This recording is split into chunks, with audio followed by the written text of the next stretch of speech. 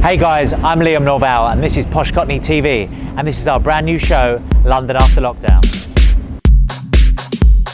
I'm going to take you on a tour around London to meet some of the biggest names in the hospitality industry, and they're going to tell us how they've adapted since lockdown's been lifted.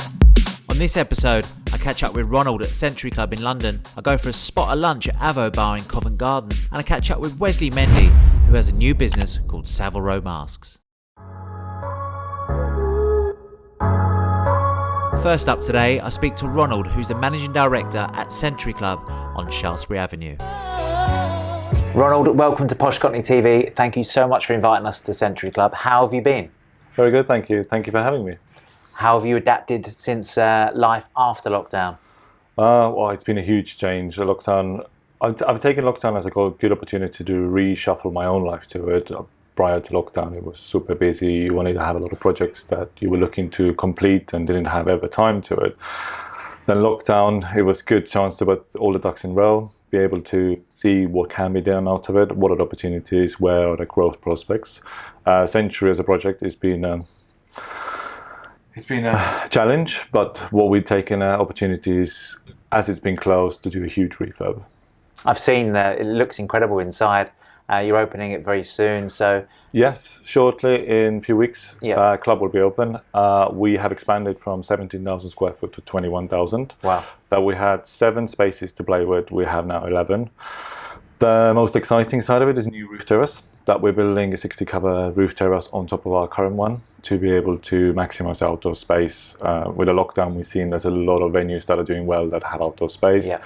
And we took an opportunity to apply for a big outdoor space, which now we got the license and we're blowing ahead. Well, that's really exciting because Century's roof was one of the best in London anyway, so you're expanding on that. That's incredible. Yes, our capacity still stays the same, that right. We're looking 550 throughout the venue, but what we're trying to do is adapt to COVID, that the spacing, to make sure that the customer, or especially member safety, comes first. And the roof terrace is in a huge demand, that we are already getting a lot of bookings for weekends. We're trying to then see how we can maximize the space to make sure that the revenue and the safety is matched. So what sort of measures and guidelines will members see when they come back into the club? We have a huge pack in place for members. We're looking to finish the video in the next couple of days on how to operate in the club, what is club doing to their members. Mainly when it comes into is spacing, a lot to do with hand sanitizing, a lot to do with masks. Staff is fully trained on how to operate day to day, how to move around in the building, how to make sure that every single area is fully compliant. Mm-hmm.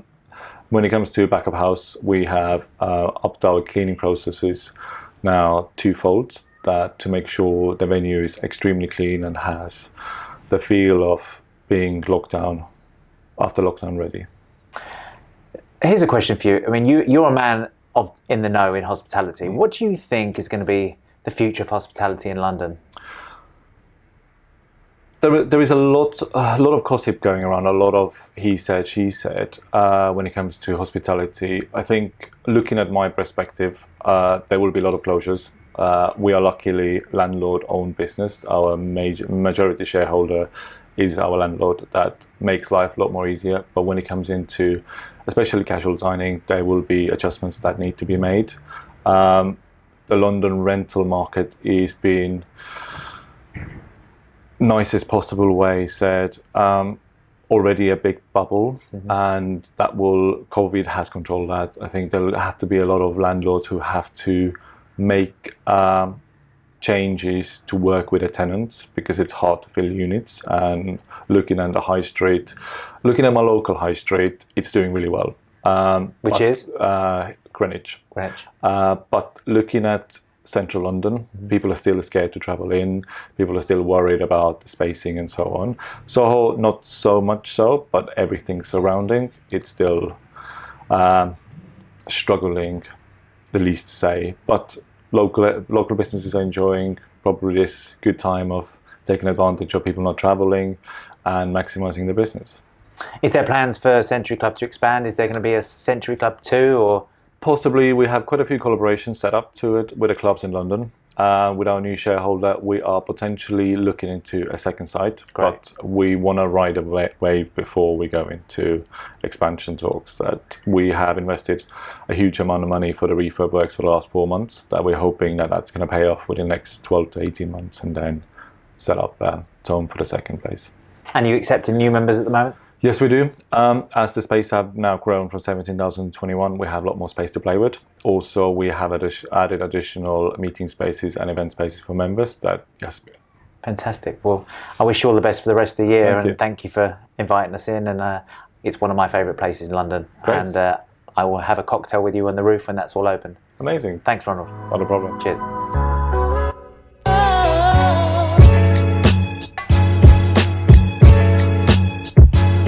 Thank you so much. No worry, here you go, one superfood salad. This looks delicious. And your knife and fork. There we go. How have you been? Good, good. Slowly getting better. Yourself? Look, London. We've been around London for the last couple of days, and somewheres are busy, somewheres are quiet. You know, some places are, really doing well. But I love it here. So, how has it been since lockdown's been lifted? Like you're saying, I think we've noticed a bit the same. Obviously, Covent Garden being very touristy, it's hit us probably a bit harder than certain other areas. Fulham and Chelsea are doing much better because they've got the residents there. Yeah. Here, with the offices still not coming back, we've struggled. But each week it's picking up. Well, you look fantastic. Gloves, mask, and you've got the whole get-up. Keep clean, keep tidy. Is this now the rule for a while? Yeah, for the moment, until things get back to how they were. Deeper cleaning. Obviously, every night we do cleaning, but we're also then having to sanitise areas that we probably wouldn't sanitise even during the week. Yeah, I mean, every time a customer leaves, we have to sanitise the table, sanitise the menu. So yeah, it's sort of taking that extra element of cleanliness that it would normally seem obscene, but it's a daily occurrence now. How are the customers responding to it, or are they a little bit? I mean, I suppose it's the new norm now. But yeah, you get some that obviously are a bit more concerned about with the issues, what's going on. So, especially with us, they're happy that we're wearing the mask and the protective. But then you get some that are quite relaxed and just happy to be coming back to London again. It just obviously depends on each person. Well, you're in a prime location, and I really hope that business picks up for you. And I'm going to still support you, as you know, my office is next door. Yeah, so, and the weather helps. So thank you so much. I'm going to tuck in. I'm starving. Enjoy. Thank you, mate. Cheers. For me, I love eating healthy. Fitness is a massive part of my life, so that's why Avobar is perfect for me. Superfood salad, nice smoothie, winning all day. I'm going to tuck in, I'm starving. So I'm in Piccadilly, and as you know, it's home to some of the best restaurants, hotels, cafes, theatres, members clubs, you name it. This is hospitality right here. It's getting busier, London, but we still need you to come out and support it. Next, I'm off to speak to Wesley Mendy, who's an old friend of mine and has a new business called Savile Masks. Wesley Mendy, how are you? Really well, thanks. You? Thanks for coming on Posh Cockney TV. We speak nearly every day anyway, off camera. Yeah, absolutely. And absolute pleasure. And business is going well for you? Yeah, it's been eventful. Yeah. Like everybody else, when I think we had the conversation at the outset of the lockdown, it was just an absolute, it was the ultimate horror movie. Yeah. To see everything going from riding the plateau, to then just hitting the floor. Mm-hmm. But as we all said, you need to adjust. And like we did, we adjusted, got used to the cold water, and then started to make a route to the shore, and boom.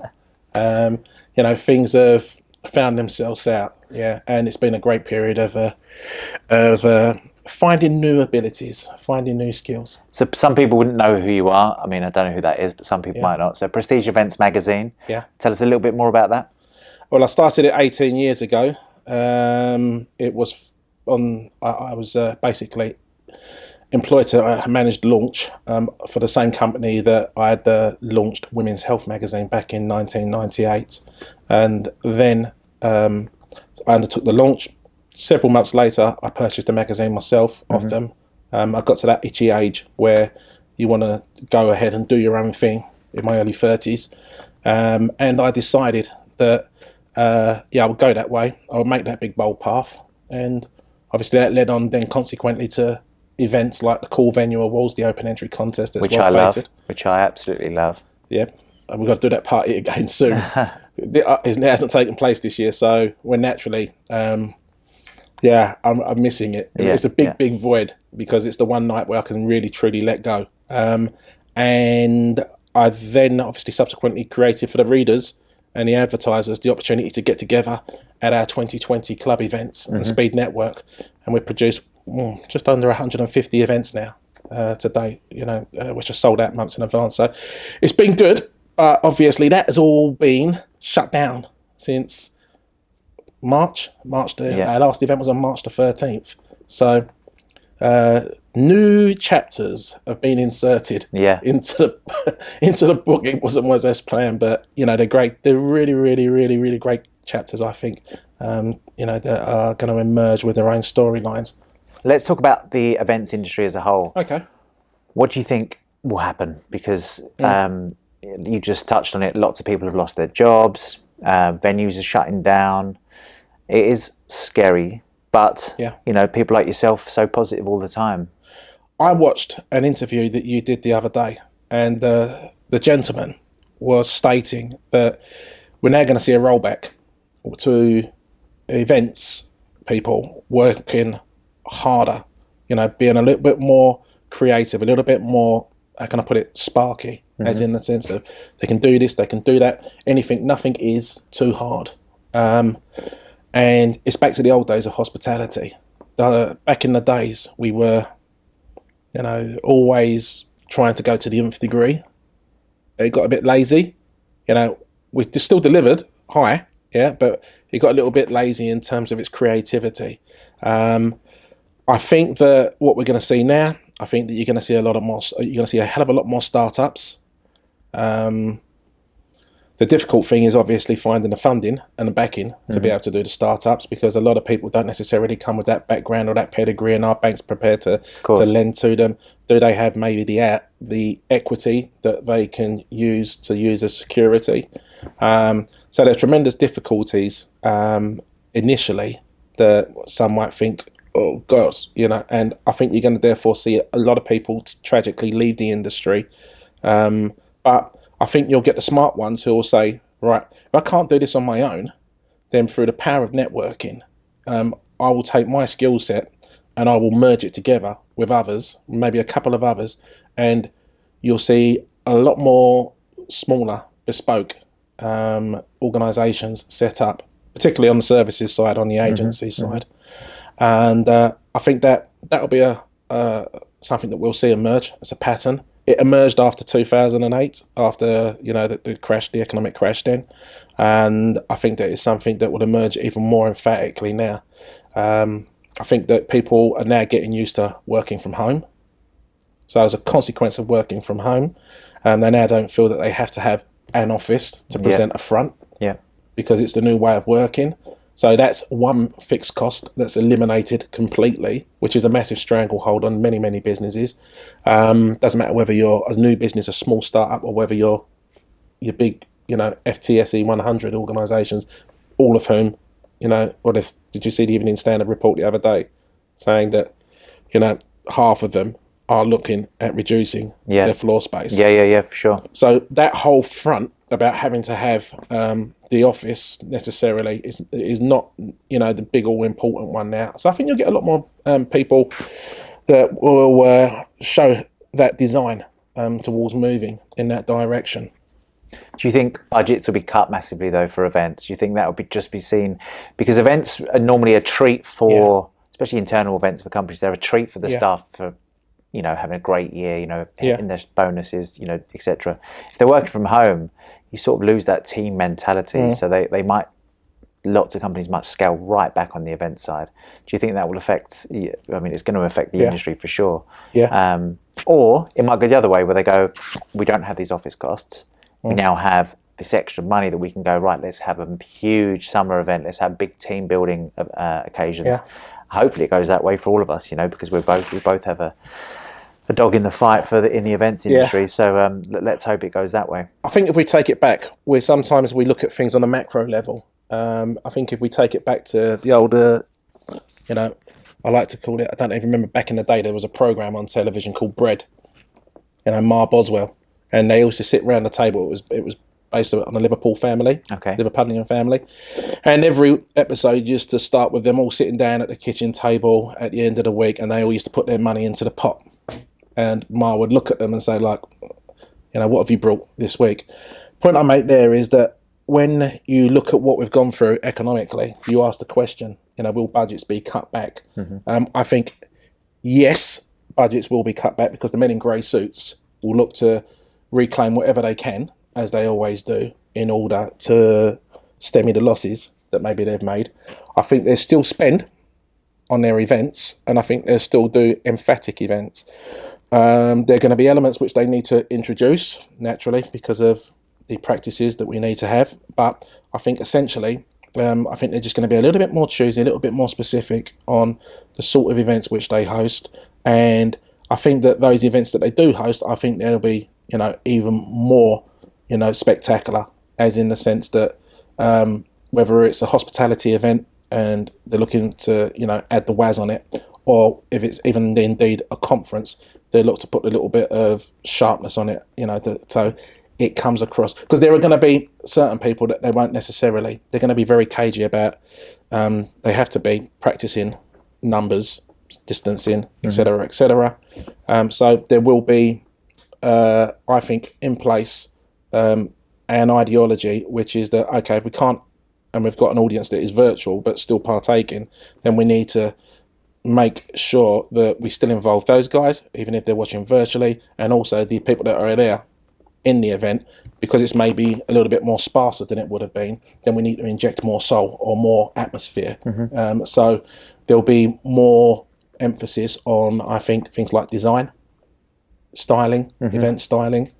The whole experience, basically. Totally, absolutely. Yeah. Wesley, let's talk about what you're doing right now. I mean, you called me up and said, Liam, I've got something for you. We're working on something really special. I said, what's that? And it's these delights. We're going to get some close-ups on camera, but tell me about how this came about. I mean, it's obvious how it came about, but what's the creative genius behind it? Okay, nutshell of it was, you may recall, I spoke to you at the beginning of the year. We were talking about what we're going to do this year, as we do, just cutting the rug on the phone. And we went, right, okay. I said, I'm going on holiday to Koh Samui. And in a nutshell, we were all then hearing these stories from the Far East. It was this virus. It's like going to smash everybody. So, and everything. Anyhow, long and short of it was that, like most people, you start to worry. I got my FFP2 masks, did the ultimate road test, 18 hours on flying time, wearing one of those with the, the valves, etc., etc. It was horrific wearing it, but it's a road test. It wasn't designed to be a road test at the time because I didn't know what would transpire. Came back from holiday because I have underlying conditions. I needed to protect myself. So I came back, and then a few weeks after coming back from holiday, the event industry shuts down. Then say to the guys in the team, look, we've got to humble ourselves. We've got to look at a route forward. We will get the government funding, which we did, thankfully. We did get the grants as well, which was great. But I said that money cannot go to waste. It can't be a situation where we take 4, 5, 6 months off on a holiday, because that's effectively what we would have been doing, just sitting there. And I said that's going to be a waste of our resources. We've got to start paying that back in 12 months. I don't want the weight keeping us down, because we've got to start paying that back over a 5-year period. Let's now humble ourselves, come up with some ideas. Let's go away for a week and then come up with some ideas. So Dan said, yep. And the other guys were like, okay, all right. I came back 2 days later, not 7 days later, because the brain is itching. And I said, face masks. Dan said, yeah. For those who don't know, Dan is Dan Bear Park. He's my partner. And he went, what about, we'll do, like the medical grade ones, the PPEs. And I I said, yeah, and he said, I don't really feel too comfortable about it either, Wes, but let's do the research. The market is so fraught with stress points because you've got to get it from China over to through Belgium into England, and it was too stressful. I said, that's not really that I'm inclined either because it's NHS that really should be getting that stock. My wife is a nurse. Yeah. Long and short of it, came to the point where I said, let's create something that is distinguished and distinctive and separated from the overcrowded marketplace that is at the bottom end. And we created Savile Row masks. We're putting together Savile Row educated tailors, you know, some of them semi-retired, you know, about to go off on their pensions, and then suddenly found them decimated by the drop, you know, in the market. And we have, you know, a bunch of Savile Row educated tailors that are producing, you know, real comfortable, fitting, tailored, handcrafted, key essentially, washable, reusable, therefore sustainable face masks that are affordable to everybody, and something that makes their style still look on and remain on point, rather than looking like they're walking into Holby City. Yeah. Which is a massive letdown if you've gone and spent maybe, you know, 600, 700, 800, maybe £2,000 or whatever on an outfit, or it's a special occasion, a wedding or whatever, you know, an important meeting. It's something which we felt needed to be addressed, and it's going great so far. Yeah. Really, really well. Let's talk about the press as well you've had. So just last month you was in GQ. That's phenomenal. Yeah. I mean, GQ. So we purposely avoided doing any press because one of the great problems that people have, and this is where you have to humble yourself and do your education. It's like going back to school. For years, I've worked in events, publishing. Now I was about to go into retail, and I haven't worked in retail since I was 17, 18. Where I worked in Dickens and Jones, that used to just be up the road, right, in a department store. Yeah. And I was right. Okay, what do I know about retail? I don't really know much about retail, except that I use all the online sites, etc., etc. I do like my gear, so I did the education. We humbled ourselves to it. We spoke to as many people as we knew who work in retail, online retail. We pulled together a team of website developers, online retail product development experts, and we used that money that the government gave us to invest in those areas. So we said to ourselves, what we mustn't do, and this is the big trick, is you can't put the cart before the horse, is the old cliche. And too many people, they rush into something without realising the route and the strategy. So you can put all that energy and it can just go only so far, and then it dissipates and it explodes. We didn't want a Vistaprint scenario either, where they tried to capitalise on something by offering branded masks, and then suddenly they realised that their suppliers couldn't fulfil the orders, and then they had a spectacular Hoover-like explosion, upon their brand, and all of those years of work had gone, like egg on their face. So what we did was, to put it very, very simply, we said, let's get the products right first. Let's put all the systems in place. Let's invest in all the systems. So the web light, the back areas, the shopping cart areas, so Snipcart, Stripe, etc., etc. Make sure that all of the functionality of those is working. Let's test it in the immediate realm of our friends and family.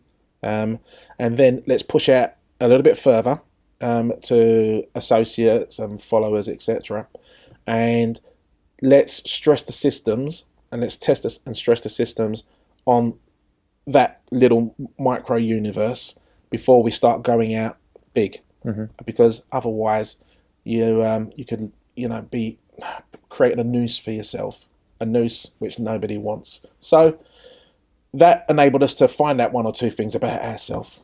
And you seem to be doing very well at it, and I'm sure sales are only going to go up, because it seems like there's going to be no stop in people wearing masks for sure. Yeah, GQ, what they did, they came in, they said, I had a contact there, and she gave me the inside track on obviously where their editorial position was in terms of masks and what they were looking for. They reviewed over 84 masks, they reviewed 84 masks, And what we had was just a very, very simple position, which was we knew the quality of the product, we knew what audience we were designing them for, and in a nutshell, when we then presented it to them, their statement about them being the most comfortable that that you'll ever have, grace your face, ever guaranteed. There was, not ours, was like wow. But it's been an exciting new chapter inserted into our book that we could never have foreseen 12 months ago. If you told me 12 months ago, you'll be doing face masks, I think I would have just cussed you out. But 12 months ago, face masks were things for surgeons, and yet now they're obviously being readapted for the crowd who are a little bit style intensive, which is a lovely thing to be delivering, and also for those people that are cost conscious as well but still want to look half decent. So, well, Wesley, it's been a pleasure speaking to you as always. I wish you all the best with Prestige Events Magazine and Savile Row Masks, and thanks very much. Good absolute pleasure. And London after lockdown, that of a programme, mate. So thanks for watching Posh Cockney TV. I really hope you enjoyed the episode. If you did, please subscribe below and hit the bell to be notified on future shows.